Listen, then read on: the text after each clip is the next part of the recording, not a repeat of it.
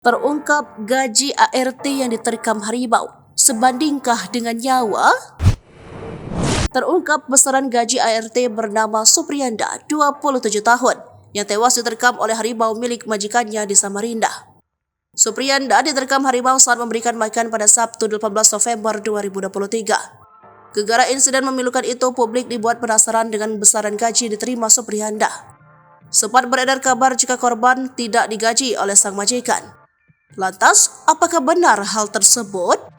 Belakangan istri almarhum Supriyanda, Suwarni, 26 tahun, menegaskan bahwa hal tersebut tidaklah benar. Majikan suaminya bernama AS atau Andre cukup memperhatikan kesejahteraan mereka. Diungkapkan untuk memberikan makan anjing dan harimau milik sang majikan, suami mendapatkan gaji 3 juta per bulan.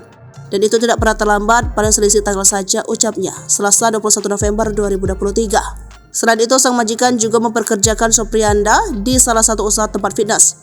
Di tempat kebugaran itu, almarhum sudah bekerja selama 6 tahun.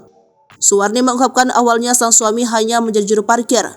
Namun, karena dinilai rajin dan jujur, Supriyanda akhirnya diangkat menjadi petugas kebersihan tempat fitness. Itu kerjanya bersihin tempat gym. Ya, jam 5 sore baru kerja di sana, per bulan digaji 1,5, ungkapnya. Sementara tugas memberi makan binatang peliharaan majikan dilakukan pada pukul 10 setiap harinya.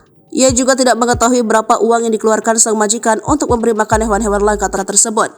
Namun yang pasti harimau itu menghabiskan 2-3 ekor ayam setiap harinya. Meski masih diselimuti duka mendalam atas kepergian mendadak sang suami, Suwarni mengatakan kehidupannya harus terus berlanjut. Ia mengatakan apa yang menimpa keluarganya dapat dipertanggungjawabkan oleh AS.